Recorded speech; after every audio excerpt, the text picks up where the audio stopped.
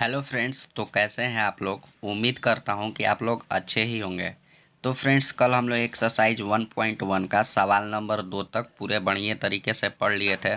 मैं उम्मीद यही करता हूं कि आप लोग भी उसका बढ़िया से रिवीजन कर चुके होंगे। आज हम लोग पढ़ेंगे सवाल नंबर 3। तो फ्रेंड्स, सवाल नंबर 3 में बोला है कि 3/5 और 4/5 के बीच 5 परिमेय संख्याएं ज्ञात करिए।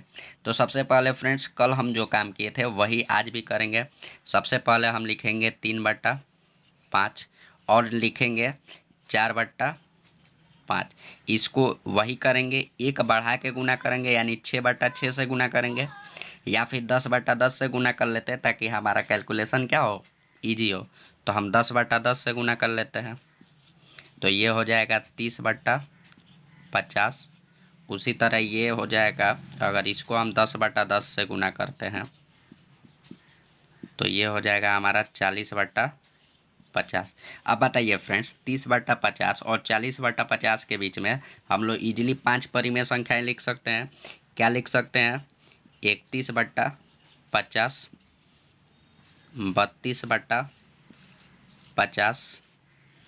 33/50, 34/50, 35/50। तो ये हो जाता है फ्रेंड्स हमारा आंसर। इसका दूसरा तरीका क्या हो सकता है फ्रेंड्स? इसको हम लोग दो तरीके से बना सकते हैं, एक और तरीके से बना सकते हैं। तो चलिए हम इसके दूसरे तरीके पे भी थोड़ा नज़र डालते हैं, यानी सवाल वो कैसे बनता है।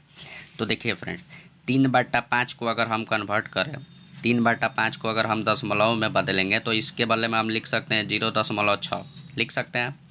ठीक उसी तरह 4/5 को अगर हम दशमलव में बदलें तो लिख सकते हैं 0.8 लिख सकते हैं ना फ्रेंड्स। तो 6 और 8 के बीच में हम लोग इजीली परिमेय संख्या को लिख सकते हैं। क्या लिखेंगे? 0.61, 0.62, 0.63। ऐसे कर करके फ्रेंड्स हमको जितना परिमेय संख्या का ज़रूरत है उतना परिमेय संख्या हम लोग ईजिली लिख सकते हैं। उम्मीद करता हूं कि आपको ये सवाल पूरे अच्छे तरीके से समझ में आ गया होगा। अब फ्रेंड्स, हम लोग आगे बढ़ते हैं, देखते हैं सवाल नंबर 4 कि सवाल नंबर 4 क्या कह रहा है। तो सवाल नंबर 4 कह रहा है फ्रेंड्स, नीचे दिए गए कथन सत्य हैं या असत्य, कारण के साथ अपने उत्तर दीजिए। तो इसमें पहला सवाल है, 1 नंबर सवाल क्या कह रहा है? तो देखिए, 1 नंबर सवाल कह रहा है कि प्रत्येक प्राकृत संख्या एक पूर्ण संख्या होती है।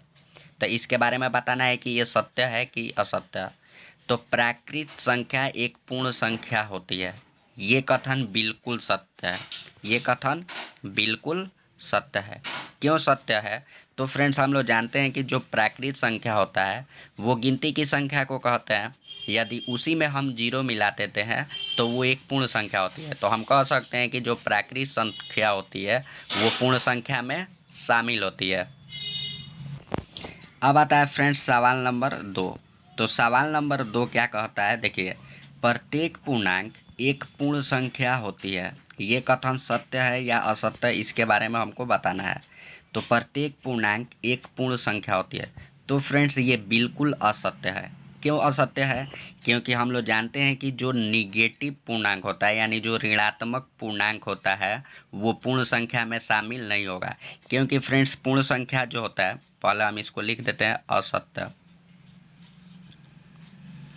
क्योंकि जो पूर्ण संख्या होता है वो कहाँ से शुरू होता है? 0, 1, 2 ऐसे कर करके जाता है ना।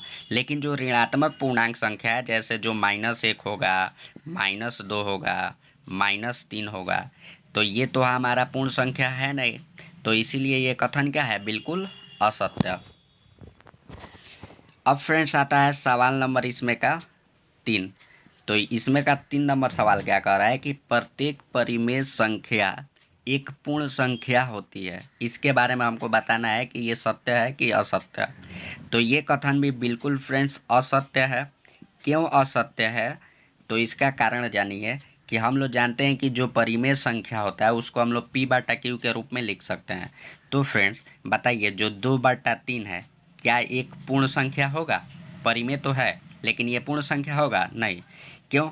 क्योंकि पूर्ण संख्या कहने का मतलब हुआ कि 0, 1, 2, 3, 4 वो बराबर अंक होना चाहिए, लेकिन ये तो बराबर अंक है नहीं, तो इसीलिए ये पूर्ण संख्या नहीं है। यानी हम कह सकते हैं कि प्रत्येक परिमेय संख्या एक पूर्ण संख्या होती है। ये कथन बिल्कुल असत्य है।